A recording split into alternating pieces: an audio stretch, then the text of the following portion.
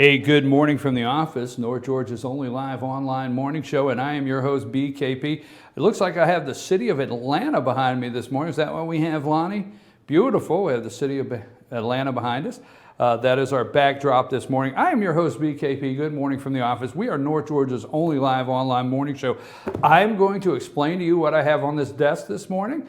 We're going to go through about 30 documents, about 20-some documents. We're going to methodically explain each document, okay, in our series that we're doing concerning Judge Brenda Weaver, the publisher Mark Thomason, attorney Russell Stuckey, and also which has come into this, B. Allison Sosby, the district attorney. So we're going to continue through this. But before we get started, let me explain a little bit to you. From 9 to 10, George McClellan will be in here, and George will be in here, and we will do our state and national. We'll be talking about national events, elections, things that are going on. So if you want to hear national conversation about Hillary Clinton, Donald Trump campaign, so on and so forth, what's going on in Milwaukee, if you want to hear what's going on, I almost want to do the Laverne and Shirley, but you young people here won't understand that. They were in Milwaukee making beer. Generational, folks, generational. Young folks don't understand. Folks, I have in the studio this morning between 20 and 33 individuals. And by the way, why I have all of you, I'm not getting any more juice boxes if you keep leaving them laying around half full. Everywhere I look, there's water bottles with half full water bottles. So, strength. Yeah, well, I am not going to get any more juice boxes if you don't finish them. Anyhow, I'm glad to have them, and I'm going to explain in detail how much I enjoy having these young people here with us this morning. But we're going to go through this, and if you want to, again, hear about national issues, 15 released from Guantanamo Bay yesterday, 15 more back into the world to maybe help create more terrorist activity, if you want to hear about that. Or is Hillary Clinton, is she healthy enough to be president? I'm serious. Those discussions, I do not personally think she has the energy level that Donald Trump has. And I think if she became president of the United States, her health, which we'll see more about it, what's more important, tax returns or your health? Seriously. Seeing Donald Trump's tax returns or Hillary Clinton's medical records? What do you think is more important? We'll talk about that at 9 o'clock. So, as we get into that, let me explain FetchYourNews.com a little bit to you. If you'll go to the top, I've had people say, how do I see this show if I can't get on here at 8 o'clock in the morning? How do I see the show? Well, first of all, you can watch this show at home, right on your big screen TV at any time you want. You have YouTube, look over there, right? That's BKP Primetime. One of our viewers sent us this picture. Thank you very much out there. You sent us this picture. Watching this show yesterday morning at home, okay? That's BKP Primetime. You can watch this anytime. How do you do that? You can find our YouTube channel. If you go to the top of FetchYourNews.com in the right-hand corner, you will find, I have it over here on the screen, our Facebook symbol. You click on that, you can follow us on Facebook. Our Twitter symbol, you click on that, you can follow us on Twitter. And then YouTube.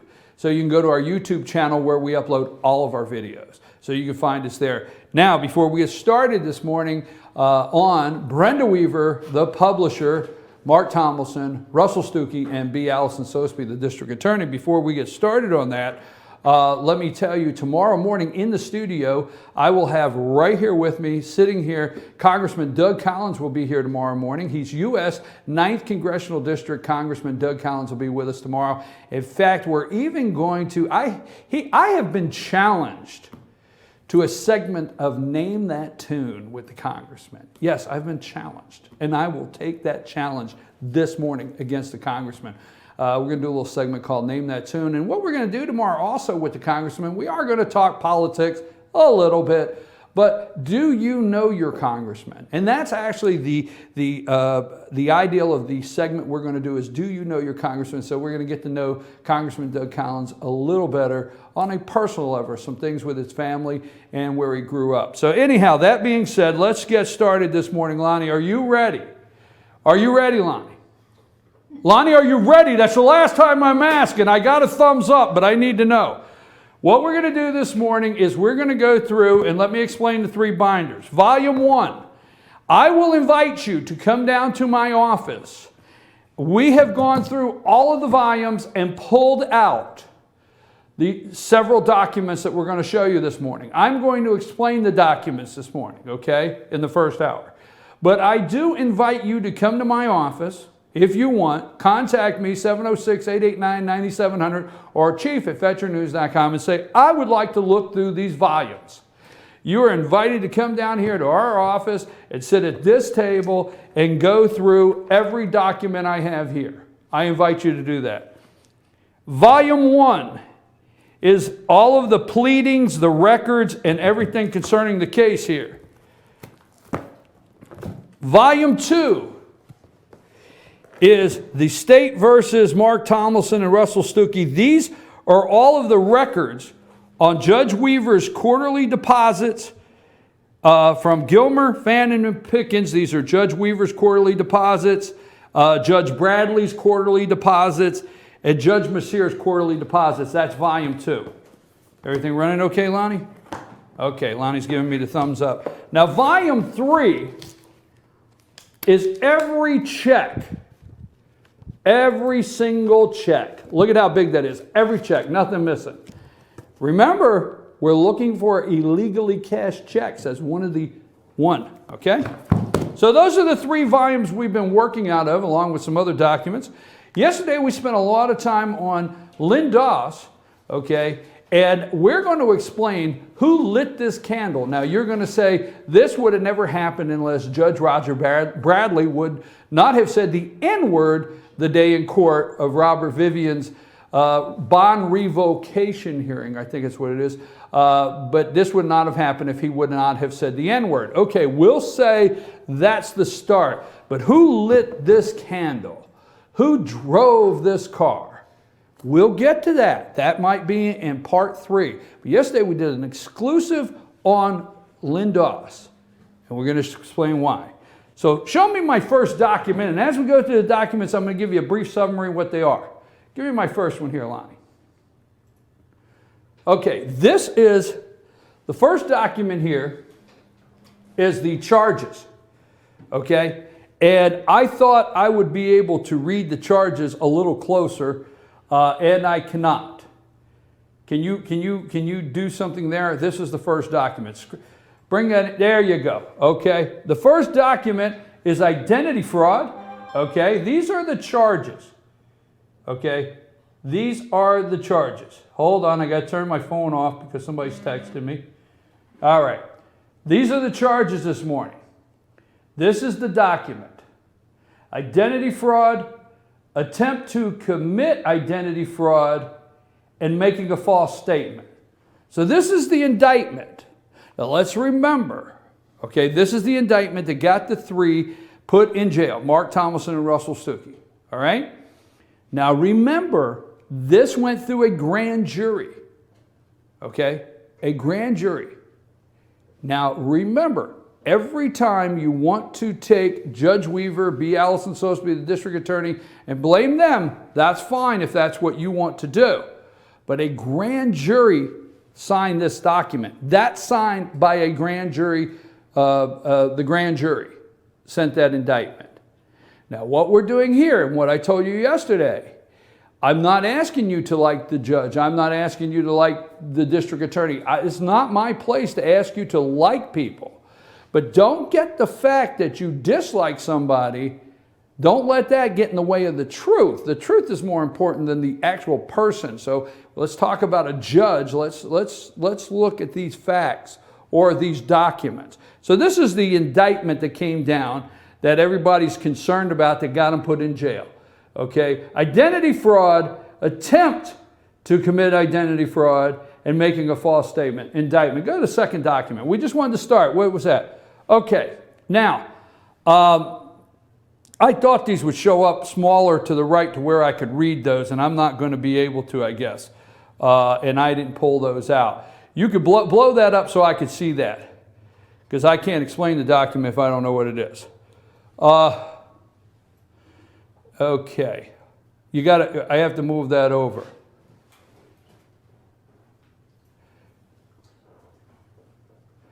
Okay, I'm not going to be able to see the documents. I'm sorry. I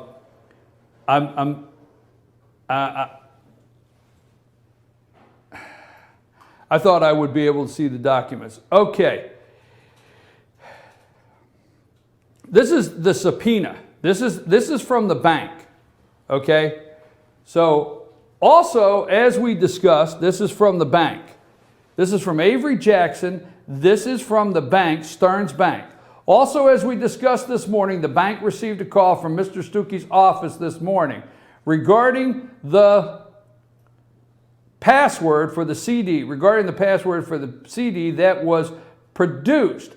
I have asked Mr. Stuckey's office to provide proof that the customer was, move over there, the customer was provided notice of the subpoena since some concerns have been raised. If no evidence of the notification is produced of the notification to the customer, then Stearns Bank intends to file a motion to protect the order. Now, we're doing documents for the first time on the show. Yesterday was the first time, so I'm trying to read these documents at the same time. Now, what this is saying here, this is the gentleman from Stearns Bank saying that they sent Stuckey a CD of the bank records, and that they're asking for the password to look at the bank records.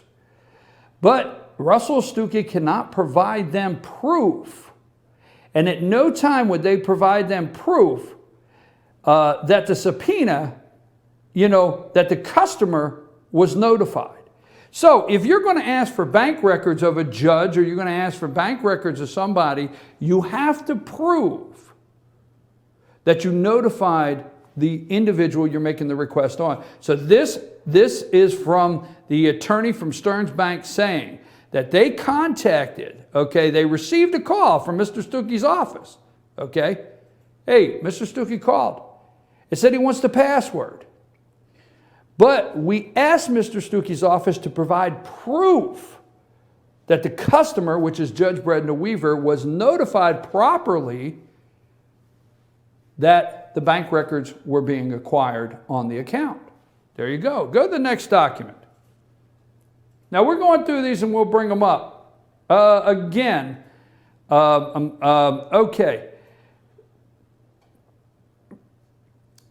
Is that the same one? That's a different document. Miss Odell, pull that up a little bit as I go. There we go. Miss Odell, which is the investigator at the district attorney's. As we discussed last week, the bank has not provided any documents in response to June 1st subpoena to Mark Thomason. The bank did not send responsive documents to the June 1st subpoena to Mr. Russell Stuckey, the attorney listed on the subpoena on June 8, 2016 via overnight delivery password protected CD. Now stop right there. They sent them a password protected CD. Mr. Stuckey called me Friday, June 17th. Now, June 17th is when Mr. Stuckey called, He called on June 17th to get this password, and this is pretty important. On June 17th he called, but the hearing, he wanted the password to the disk on June 17th. Now, the reason for the subpoena was to prove and be able to prove in court that Judge Brenda Weaver authorized the payment for Rhonda Stubblefield's attorney fees, That's why they said they did the subpoena in the first place. That's what the whole thing's about. But if you see here, it was on June 17th on a Friday that Russell Stuckey, the attorney for Mark Thomason, called. The interesting thing is the hearing for on June 13th was the hearing for Rhonda Stubblefield asking Judge Martha Christian for attorney's fees in the case. And see, they wanted to use those, they say, the subpoena was to get the bank records, to use those to prove to Martha Christian that the court Brenda Weaver had already paid out of Judge Bradley's operating account Rhonda Stubblefield's attorney's fees. There's only one problem with that. That took place on June 17th is when they called for the password. The hearing was June 13th. So, interesting, on June 17th, after the case is over, and after that Judge Martha Christian denied paying the attorney's fees, don't get this confused, well, this was something else, but Judge Martha Christian denied Mary Beth Priest asking for, or not Mary Beth Priest, Clark and Clark, asking for attorney's fees to be paid by Mark Thomason, the publisher, in this lawsuit, was denied 3 days later. So if it was already denied and Thomason was not going to be made responsible to pay back the operating account of Judge Bradley, why on the 17th did they need to see the bank records? Now we have them all here, okay? Why did they need to see it? Keep questioning that, okay? So on the 17th, the password protected CD, Mr. Stuckey called me on Friday the 17th to request the password. I asked him for evidence or certification that the bank's customer, Judge Brenda Weaver, was served with the subpoena, and he has not provided me any response to the request, so the bank will not provide him the password. He never provided to the bank, Stearns Bank, proof. Now, take Judge Weaver out of this for a minute, folks. Take everything out of this. Do you not know that, do you not think the attorney for the bank understands how to handle a subpoena for records? That's what they do every day. The IRS sends them requests for records. Attorneys send them requests for records. There's a bank, they deal with bank records requests daily, whether it be a divorce, whether it be IRS, whether it be a garnishment, no matter what it is, they know how to deal with records. The bank does. And the bank knows, Stearns Bank knows, that if you put a subpoena in there and ask for somebody's account records, that the other individual, you have to show that you provided them evidence that you provided the other individual with a notification that you were getting those records. This is from Avery S. Jackson, attorney at law, who represents Stearns Bank, saying that Stuckey never could. He kept asking them to provide proof that the records have been asked for. Let's go to the next one.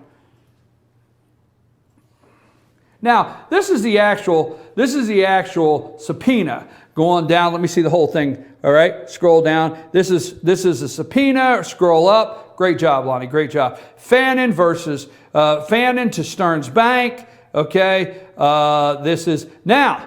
Okay, you are hereby required to appear in Fannin Court before Martha Christian, judge, go on up, Fannin on the 9th, okay, June 13th at 16, I might have the date wrong on that, June 13th, okay, 2016, bank records to be used for evidence. Stop there. In the Fannin, up a little higher, Fannin Focus, Russell Stuckey, and Rhonda Stubblefield. Go up a little bit. Now, the subpoena, up just a little more.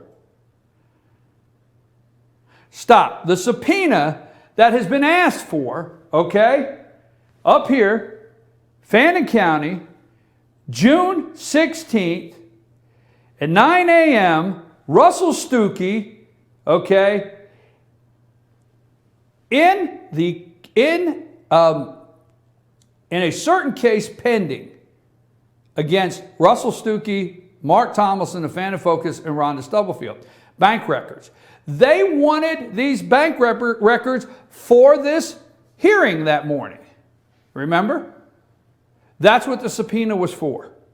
Supposedly for. For this. So why did Mr. Stuckey want the password on the 19th? See, this was June 16th. They wanted these records to go to court to prove to Martha Christian, right there in black and white, Judge Martha Christian. They wanted to prove to Judge Martha Christian on June 16th, okay, that Rhonda Stubblefield's attorney fees had already been paid out of Judge Bradley's operating account. We'll break all this down. You watch every bit of this, you break it all down. Okay, that was on June 16th, the subpoena. Why did they call on the 19th, 3 days after? I understand 3 days after this case had already been heard, this case had already been dismissed by Judge Martha Christian, and the attorney's fees had been denied. Don't get denied this case confused with something else later in the show. But that's the day. So why did they call on the 19th asking for the password? What were they looking for on the 19th? Case is over. Case is done. What's the big deal? Why illegally cash checks? Maybe the person that lit this candle all along, this was never the intent. It was something else to get somebody? Maybe, just saying. Okay, so we see a 3-day lapse. Here is the subpoena. Okay, here's the subpoena. It's on 1 day. We've seen the attorney for Stearns Bank saying you did not give us any proof that you've notified Judge Weaver. The minute you give us proof, if they would have provided proof to the bank would have given them the password so they could look at the records. But they didn't. So let's go in on a case that's already closed. Already closed, folks. This is the 16th. Case is closed on the 19th. They tried to enact on a subpoena on a case that was closed. Go to the next one. To whom it may concern, may be you. Scroll that up a little bit. I am the Chief Financial Officer of Pickens County Board of Commissioners. Go on up. Faye Harvey. We won't get stuck on these. But from whom it may concern, Faye Harvey is the Chief Financial Officer. I have reviewed copies of canceled checks front and back that were made payable to Chief Superior Court Judge Brenda Weaver and Judge Bradley for quarterly office operating expenses beginning 2013 through April 16th. All of the checks issued in Pickens County were properly endorsed for deposit only. Properly endorsed and no irregularities. That's from Faye Harvey, CFO of Pickens County Board of Commissioners. Go to my next one. Lonnie's going to tell me when we're going to break.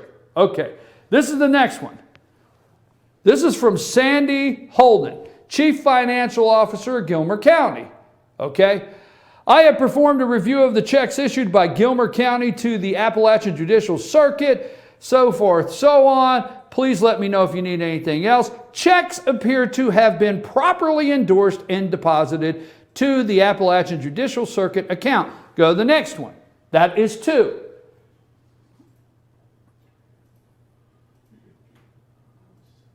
Okay, this is from Rita Kirby. Now, Rita Kirby, the Chief Financial Officer in Fannin County, she gets a little more detailed. At your request, I have examined the 2013, 14, and 15 and the first quarter of 16 canceled quarterly checks that Fannin County distributed to each judge's operating account. You expressed concern regarding accusations that the checks had been cashed instead of deposited into accounts. Having a banking background. Now stop there. Now Rita Davis Kirby has a banking background. She knows what she's looking at when she sees the check. This is important because remember, in our next segment, we're going to talk about maybe the morning that Lynn Doss, county attorney, came in and told Rita Kirby, hey, the numbers on this check show they've been cashed.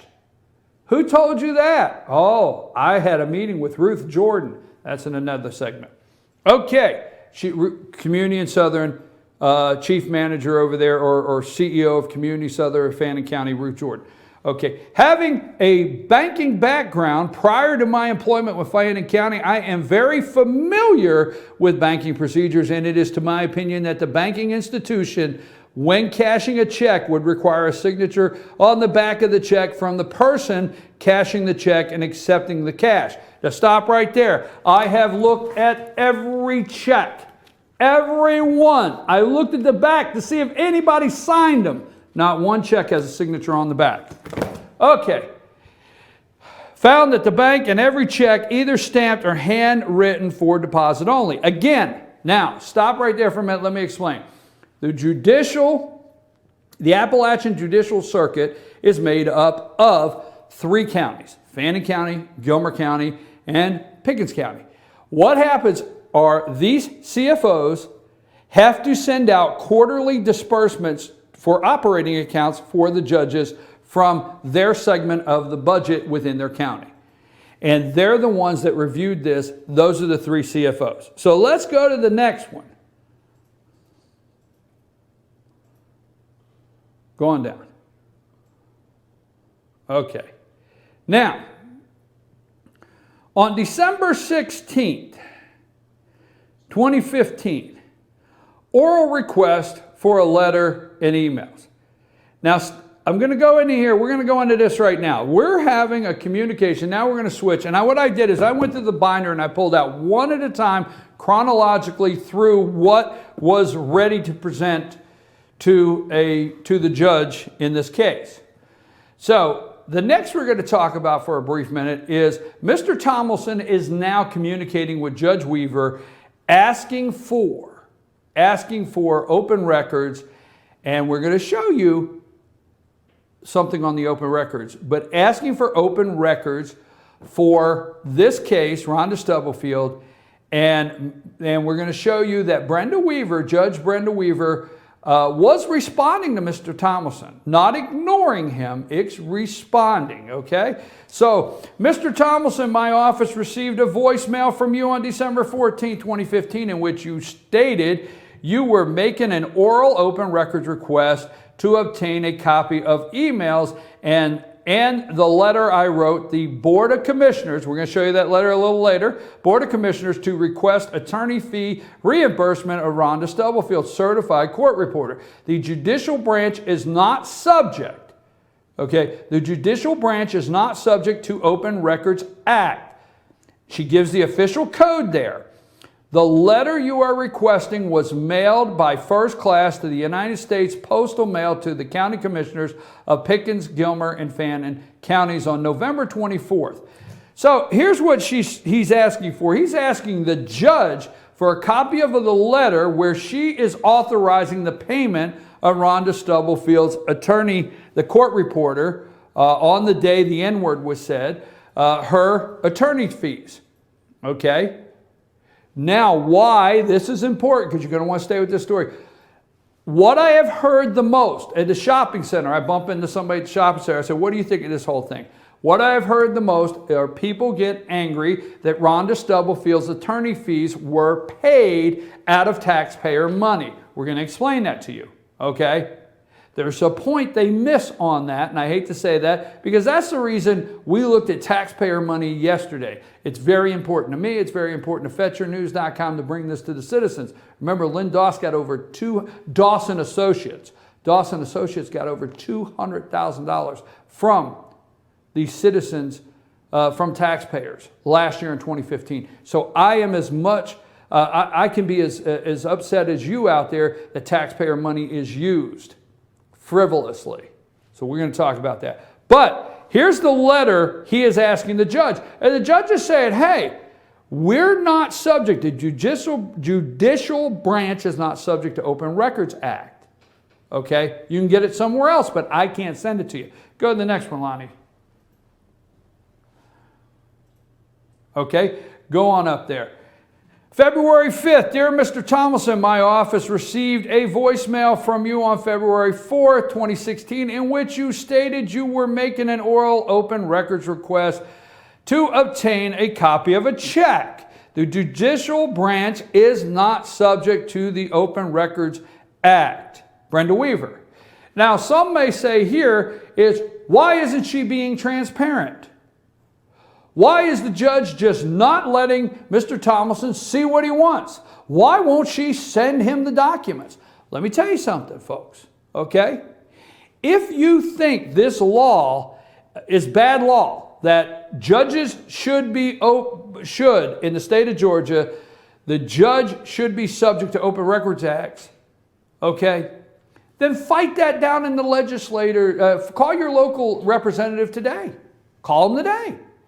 And tell them, I am tired of a judge being able to just send me a letter saying that they are not required to give me open records. Handle it down in Atlanta under the Gold Dome. I don't blame you. If you think this is wrong, but it's the law. Judges are not subject to open records. They're not. Here's the case law. So if you don't like the law, fix the law. But let's not attack. This is every judge in the state of Georgia. Let's go to the next one. Okay, what am I looking at here?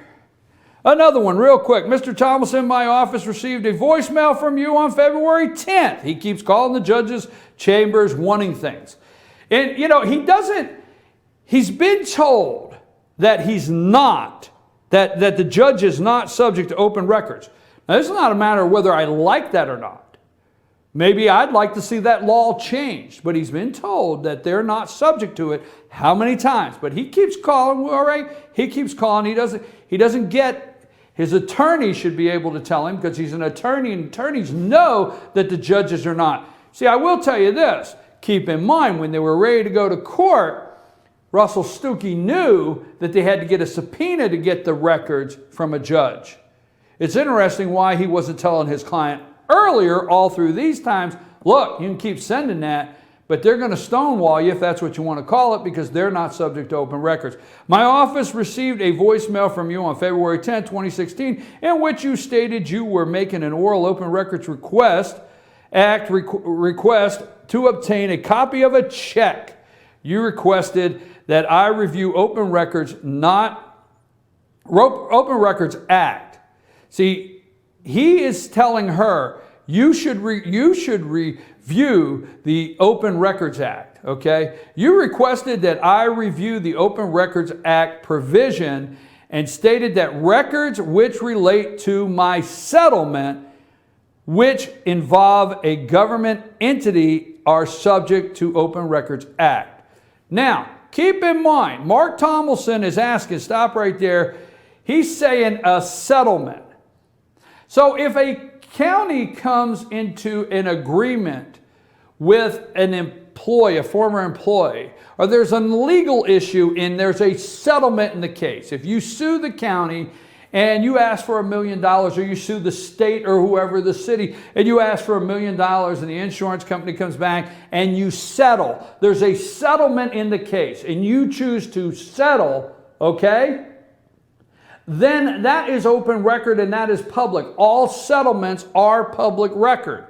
But what Judge Weaver is explaining to Mr. Thomason, and he is trying to call this a settlement.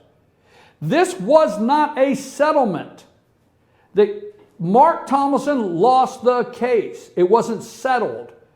It wasn't like they made a settlement. And what he is stating is because it was a settlement. No, the attorney fees were paid a set amount, not a settlement in a case. Big difference, okay? I am not sure I understand what you're talking about, Judge Weaver says. Funds paid for an attorney fees to defend a lawsuit brought against a court reporter in which the court reporter prevailed. Now, we have that document, whether we get to it today or not. The court reporter prevailed. It wasn't dismissed. You read other media accounts and they'll continue to say the case was dismissed. No, prevailed. The court reporter prevailed. Okay, won. We're not settlement. She says we're not settlement in the dispute. Moreover, I have previously indicated, I have told you how many times, that the judicial branch is not considered a government agency for the purpose of Open Records Acts. Okay? Whether you like that or not, the fact is the judicial branch of the state of Georgia is not considered a government agency in the purpose of open records. You could change that. But Thomason says settlement. He's trying to find a loophole. Oh, they settled. Where's Thomason getting all of his advice from? Who is coaching him through all of this?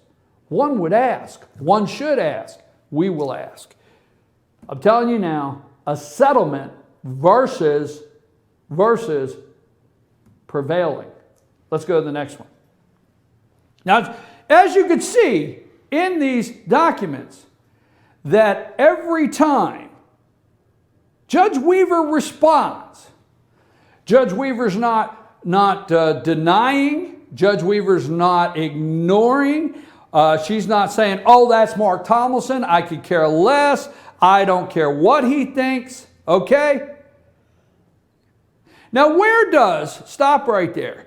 Where does Mark Thomason keep getting the impression that this is open records? Where does Mark Thomason keep getting the impression that Judge Weaver is just trying to deny him? And who is Lynn Doss's client? Mark Thomason or the Fannin County? Okay, this is an email. Go up a little bit so I can get to the top. No, the other way. Can you go the other way? This is important. This is from Mark Thomason to Rita Davis Kirby at Fannin County. And what's important here is Mark is telling the Fannin County CFO, this is to Rita Kirby. Okay? Now remember, Lynn Doss is Rita Kirby's attorney, aka, by the way of Fannin County.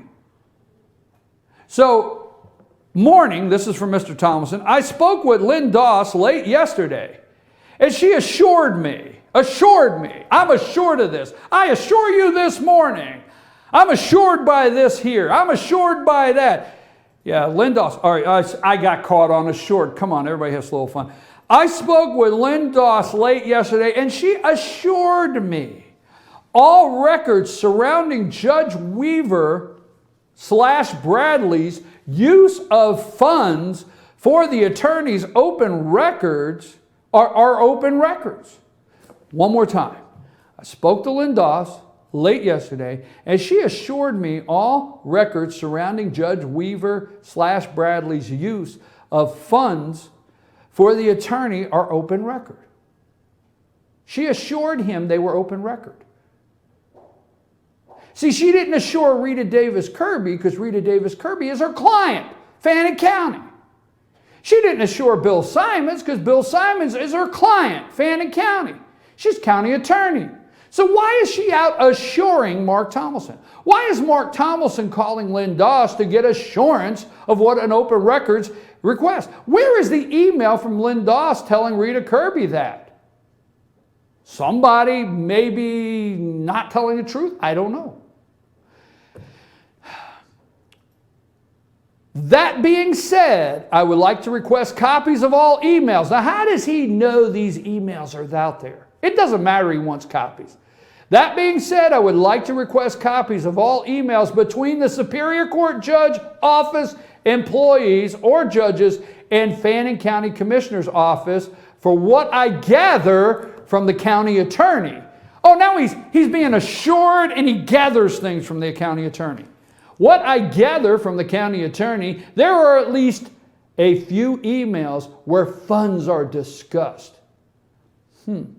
I think we need to look into the county attorney's communication and Mark Thomason's back and forth, because according to what thanks again, Mark, according to what Mark says, now everything you're seeing this morning is out of these binders. Everything is out of these binders. Public records, you can come look at it, okay? I invite you to. Everything I gather from the county attorney, there are a few emails where funds are discussed. So who lit this candle? Who's driving this car? Who's pushing Mark on down the road? Mark, you need to go check for this. Mark, I'm telling you, this you can get. Mark, go do this. Who's doing this? Because you know what? I was in the court hearing that day, and I was sitting here. I'm doing this on the camera, folks, so if anybody wants to deny this, I'm ready to swear it in court. I was sitting here, and I looked over, and Mr. Thomason was sitting here. And Miss Doss came in and sat next to him.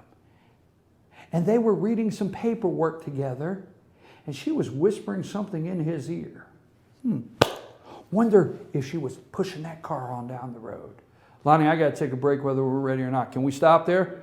We're going to stop there. We'll be back in 4 minutes. We're going to finish this. George is going to be in here at 9 o'clock. Okay, George is going to be in here at 9 o'clock. We're going to go state and national, but stay with me. We're not done, and this is part 2. Tomorrow, Congressman Doug Collins will be in here from 8 to 9 o'clock, and I'm your host, BKP. Good morning from the office. And don't leave at 10 o'clock, the Scott Scott Farrell Show will be at 10 o'clock this morning, and inspirational moments by our good friend Colonel Oscar Poole, who's out in Seattle, Washington, that is traveling home today. So we wish you a safe trip home, our friend Oscar and Edna Poole. Lonnie, take us to break.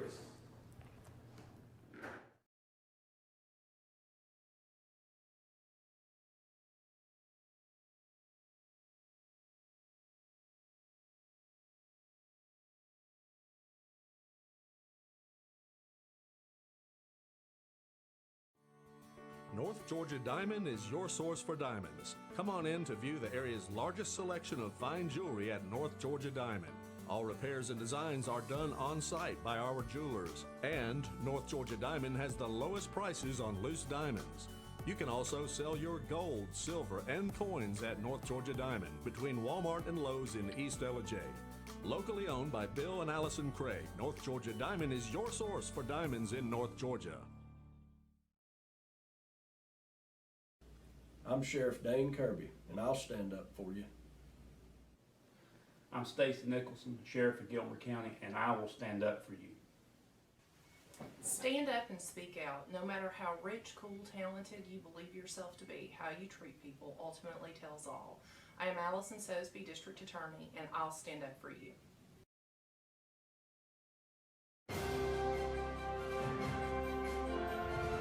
While the best athletes gather to compete, the rest of us gather to eat. Pizza Hut's Big Flavor Dipper is here.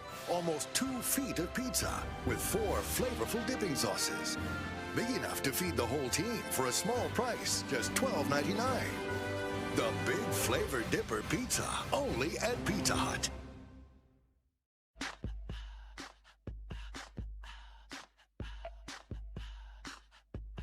What you gonna do with all that junk?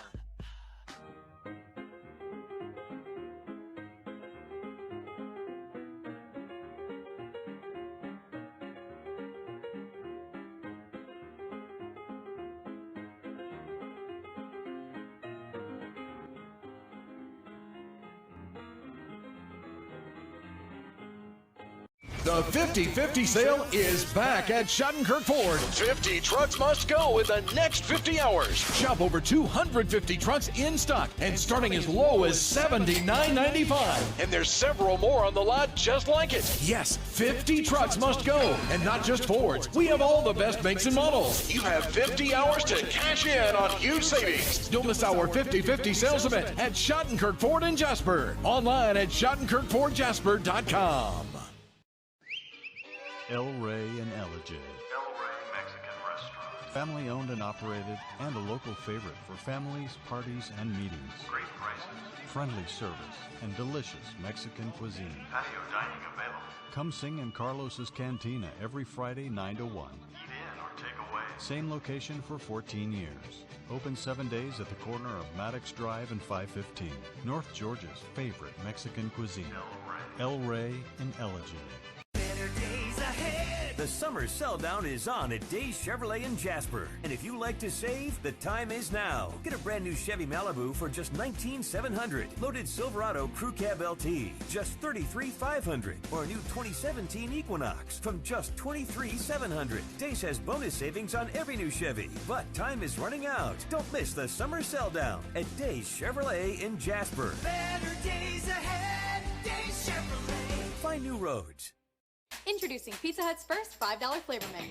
Just $5 each when you order 2 or more. Say yes to a medium one-topping pizza. Yes to Wing Street Wings. Yes to new stuffed garlic knots. And much more. It's easy to say yes to our first ever $5 flavor menu. Only at Pizza Hut.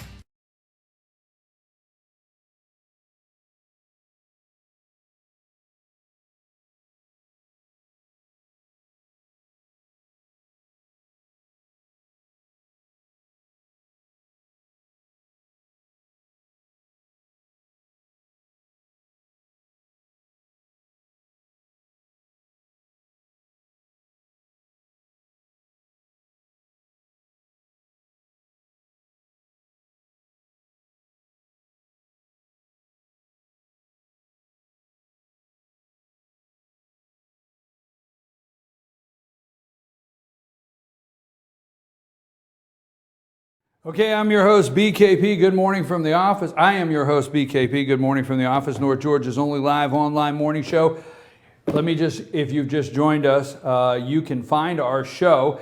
If you did not get an opportunity to watch at 8 a.m., you can go to fetchernews.com. If you'll look at the top right-hand corner of the screen, you'll find the Facebook symbol. You can follow us on Facebook. You'll find the symbol for Twitter. You can follow us on Twitter, hashtag GMFTO. Or you can find our videos. Our YouTube symbol is up there. Goes right to our YouTube channel. And later on in the day, you can watch these if you are not available to watch at 8 a.m. My show is Monday through Friday, 8 to 10 here at FYN TV. Good morning from the office. But don't miss Monday through Friday from 10 to 12, the Scott Farrell Show right after this. And today, Inspirational Moments by our good friend, Colonel Oscar Poole. Now we're in part 2. Yesterday was part 1, and make sure we go back and relabel everything as part 1. This is part 2 concerning Judge Weaver, the publisher Mark Thomason, his attorney Russell Stuckey, and Allison Allison Soseby, the district attorney. And what we want to let you know is we will get to but you're not getting to this and you're not getting to that. The emails that Judge Weaver sent District Attorney Soseby. We will do a section on that, and we will do a section on the grand jury. What we're doing today is we're going over some general things in here that these 3 binders of this case, which I invite you to come look at anytime. You get in touch with me, 706-889-9700 or chief@fetchernews.com. Get in touch with me.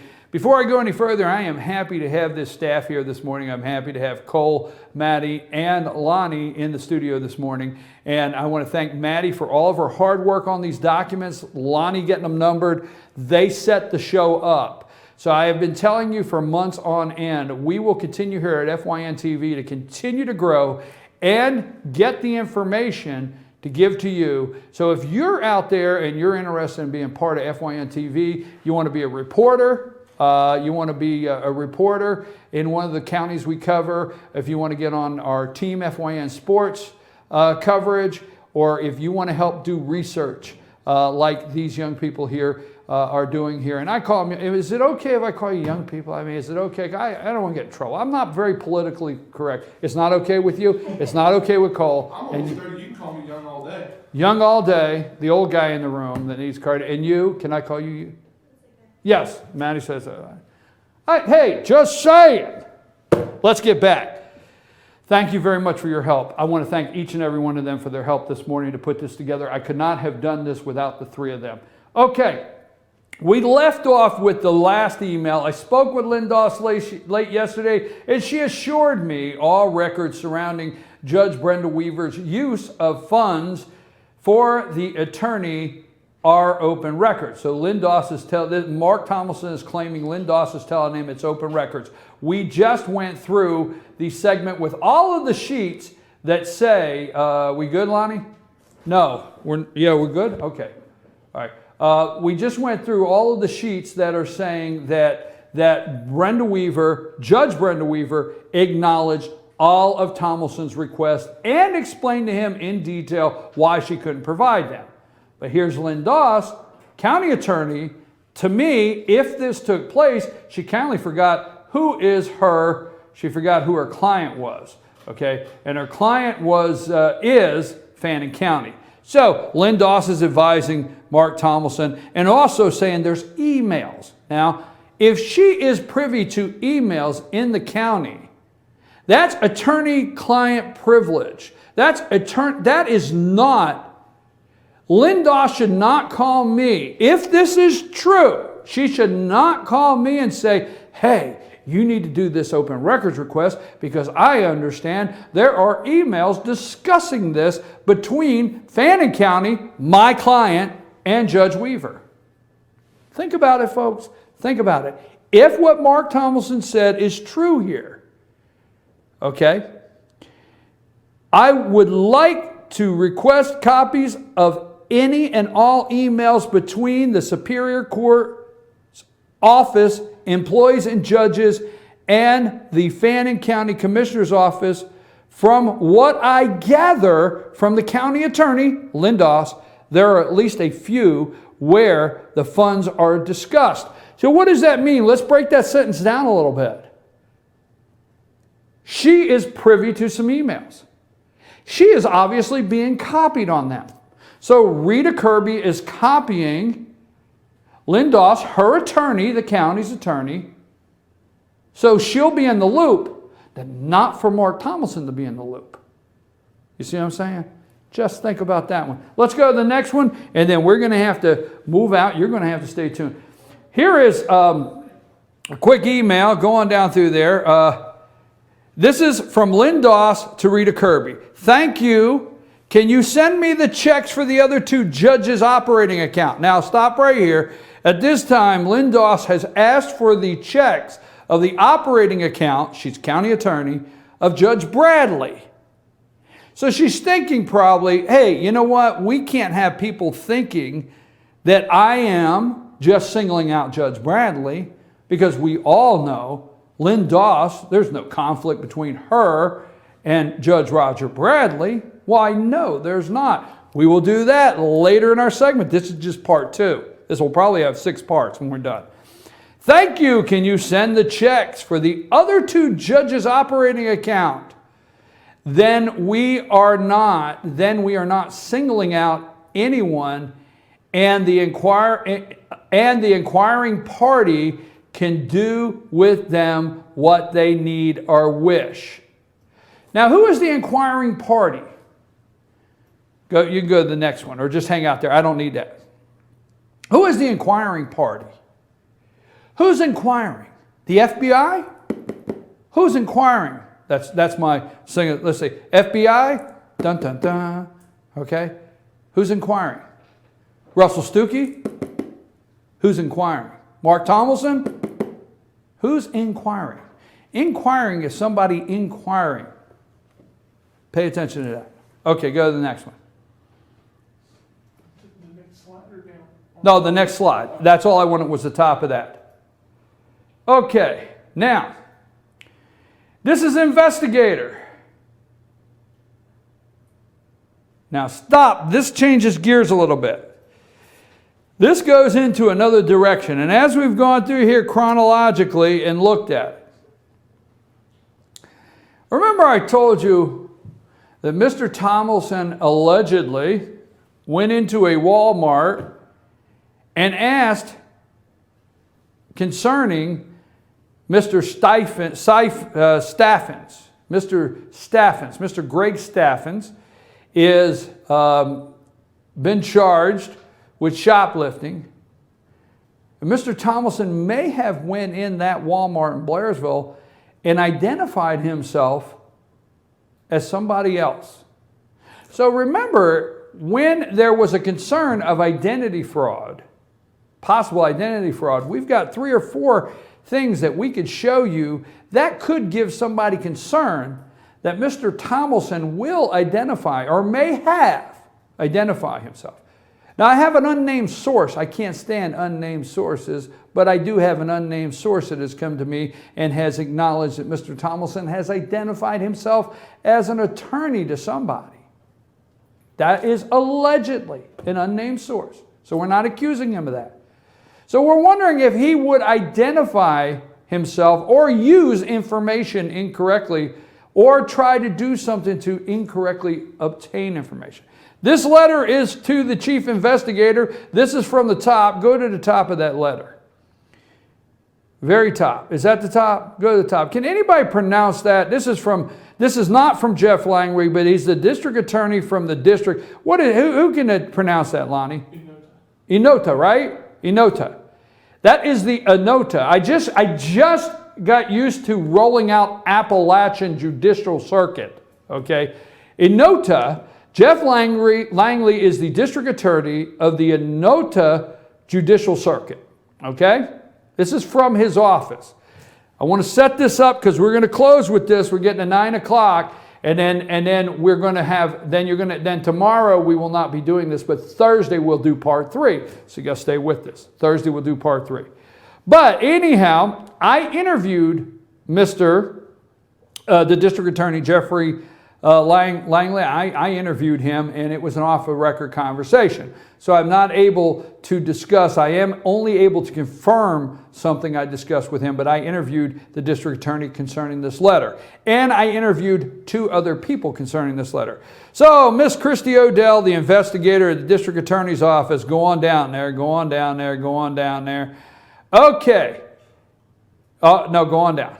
Okay, now we're going to go with this. Kenny has contacted Coy Turner about the matter when he was investigating this issue, but Kenny's summary of the case is as follows.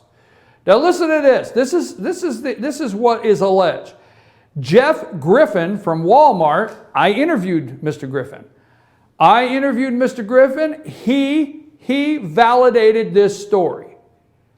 I interviewed him for about 40 minutes, and he validated Mr. Griffin that you see on here, I interviewed, okay? Jeff Griffin from Walmart came by today to inquire about an investigator, Mark Thomason, who works for the Fannin County Probate Court, okay?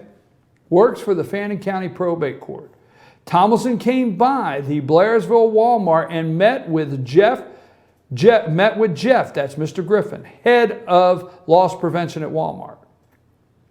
Thomason identified himself to Jeff as an investigator with the Fannin County Probate Court and specifically, oh my God, you guys have me saying words like Probate Court, and specifically Judge Scott Kiker's investigator. Scott Kiker's investigator, the judge. This is what he claims. Roll up a little bit. Thomason came for the purpose of requesting Walmart case reports on shoplifting against Greg Staffens, okay? Now let's stop there. Thomason identified himself to Jeff as an investigator with the Fannin County Probate Court and specifically Judge Scott Kiker's investigator. Thomason came by for the purpose of requesting Walmart case reports on shoplifting case against Greg Staffens. I want to let you know, Greg Staffens, you'll find many pictures with him and Blue Ridge Chief of Police Johnny Searcy. And they're all big buddies, okay, all big buddies, but now this is a case that's open, so he's not been convicted of this at this time, okay? Now, let me just reiterate, Jeff Griffin told me the same story. Jeff Griffin told me, BKP here, good morning from the office, that Mr. Thomason remembered it like it was yesterday. Mr. Thomason came back to loss prevention, was trying to get into loss prevention, wanted video surveillance on that day in question, identified himself as an investigator for the probate judge, okay, identified himself as the investigator of the probate judge, Scott Kiker, and even showed identification. Now, Mr. Griffin said he was not able to see what the identification was, but he remembered him showing quickly some identification, and he remembers, like it was yesterday, that Mr. Thomason identified himself as an investigator for the probate judge in Fannin County and Judge Scott Kiker. That came from Mr. Griffin. He validated this. That came from the district attorney's office in Enota. Now, do you have the second part of that, or is that the only one? Let me have the next part of that, because there's one other thing I want to do. And it is 9 o'clock. We're going to have to close with that, and I'll explain it. Where's the second part of that? Why do you keep raising me up and down? I'm getting dizzy.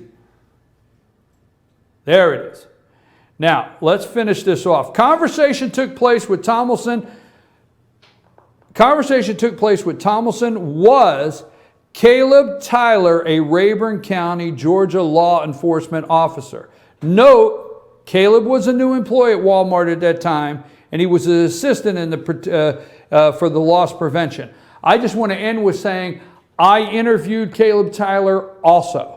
Caleb Tyler is a sheriff deputy with the Rayburn County Sheriff's Department office.